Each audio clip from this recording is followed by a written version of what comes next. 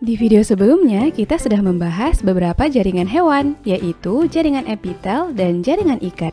Nah, sekarang kita akan menyelesaikan pembahasan materi jaringan otot dan jaringan saraf. Ikuti terus videonya sampai selesai ya. Jadi, di video kali ini kita akan melanjutkan pembahasan jaringan pada hewan bagian kedua. Jaringan otot merupakan jaringan yang disusun oleh sel-sel otot. Jaringan ini memiliki kemampuan berkontraksi tinggi sehingga dapat menggerakkan bagian tubuh. Setiap sel otot disusun oleh bagian-bagian berikut ini. Tendon merupakan jaringan ikat yang menghubungkan otot dengan tulang. Epimysium, jaringan elastis yang mengelilingi lapisan terluar otot. Fasciculus, bundelan serabut-serabut otot yang terdiri dari sarkolema sebagai membran otot, di dalamnya terdapat sarkoplasma. Serat otot atau miofibril disusun oleh satuan-satuan yang lebih kecil berupa miosin dan aktin. Miosin merupakan bagian miofibril yang berukuran tebal, sedangkan aktin berukuran lebih halus. Kedua bagian miofibril ini disebut juga dengan miofilamen. Aktin dan miosin inilah yang menyebabkan sel otot bersifat kontraktil atau mampu berkontraksi. Pada setiap miofibril terdapat beberapa daerah sebagai unit fungsional yang disebut sarkomer, yaitu unit pita I dan pita A, garis M dan garis Z, serta zona H. Pita I hanya mengandung aktin dan menghasilkan daerah terang pada otot.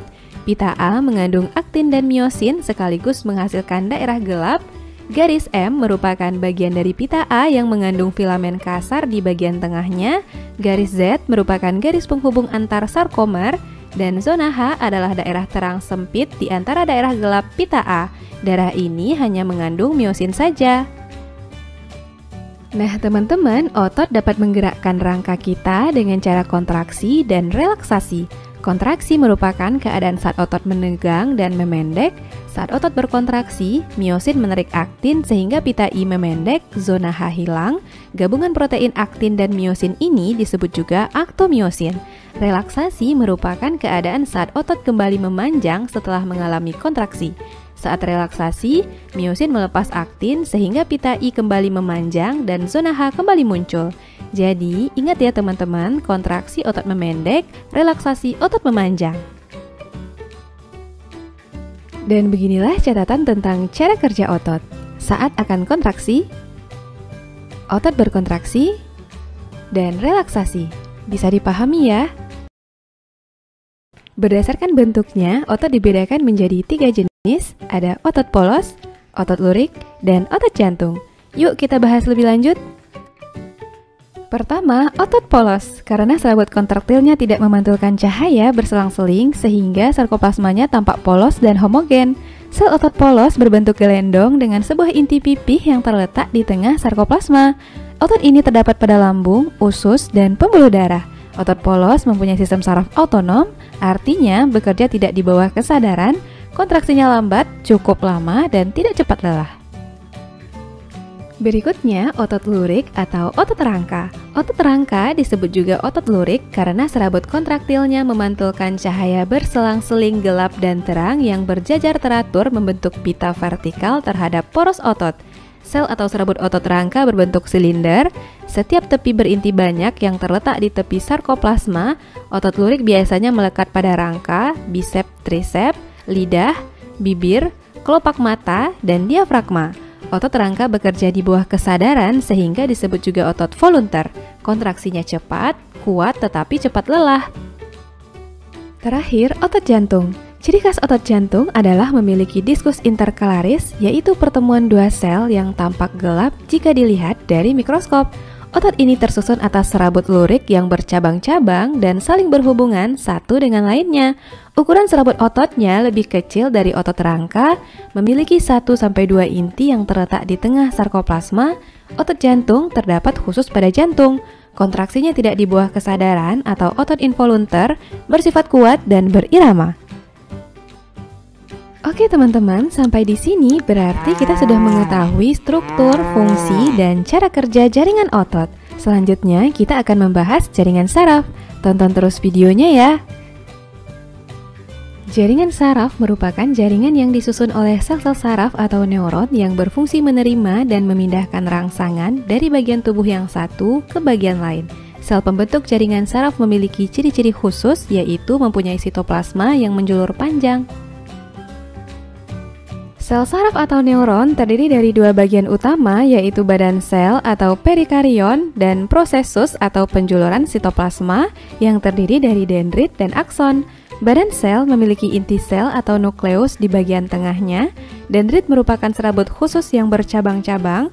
Neurit atau akson adalah serabut panjang yang dilengkapi oleh sel penyokong atau sel swan.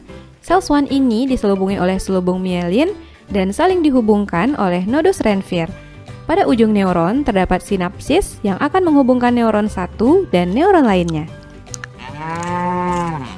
Setiap bagian neuron memiliki fungsinya masing-masing. Dendrit bertugas untuk menerima impuls dan menghantarkannya ke badan sel. Badan sel akan menerima impuls dari dendrit dan meneruskannya ke akson. Dalam badan sel terdapat nukleus untuk mengatur semua aktivitas sel. Akson atau neurit akan menerima impuls dan menghantarkannya ke sinapsis. Nodus Ranvier terdapat di sepanjang akson akan mempercepat penghantaran impuls. Sel swan berguna untuk menyediakan makanan bagi akson, sedangkan selubung mielin yang membungkus akson akan melindungi akson dan memberi nutrisi bagi neuron. Berdasarkan fungsinya, ada 3 macam neuron, yaitu neuron sensorik, berfungsi untuk menghantarkan impuls dari reseptor ke sistem saraf pusat. Reseptor adalah penerima rangsang, dan organ reseptor adalah alat indera. Neuron motorik berfungsi menghantarkan impuls dari sistem saraf pusat ke efektor. Efektor berupa otot dan kelenjar. Sedangkan neuron asosiasi berfungsi menghubungkan neuron sensorik dan neuron motorik. Neuron asosiasi terdapat dalam otak dan sumsum tulang belakang. Berdasarkan bentuknya, neuron juga dibedakan menjadi 3 jenis, yaitu neuron unipolar adalah neuron yang badan selnya hanya bercabang satu, contohnya neuron pada hewan tingkat rendah. Neuron bipolar adalah neuron yang badan selnya bercabang 2, yaitu dendrit dan akson. Kedua cabang muncul dari 2 ujung badan sel, contohnya neuron pada retina mata, epitel olfaktori hidung, dan koklea telinga. Neuron multipolar adalah neuron yang badan selnya memiliki banyak dendrit dan 1 akson, contohnya neuron motorik yang keluar dari sumsum tulang belakang. Pada susunan neuron juga terdapat neuroglia sebagai sel pendukung yang menyelubunginya, sehingga neuron dapat menjalankan fungsinya dengan baik. Neuroglia terdapat pada sistem saraf pusat maupun sistem saraf tepi dengan jumlah yang mencapai setengah dari jumlah neuron. Bagian-bagian neuroglia berupa astrosit, mikroglia, oligodendrosit, dan selubung mielin. Neuroglia memiliki fungsi sebagai berikut: menyediakan nutrisi bagi sel saraf atau neuron, membentuk selubung mielin pada sel saraf, mempertahankan keseimbangan tubuh, menyatukan jaringan pada susunan saraf pusat, dan berperan dalam transmisi sinyal sistem saraf. Nah, sampai di sini teman-teman bisa memahaminya ya.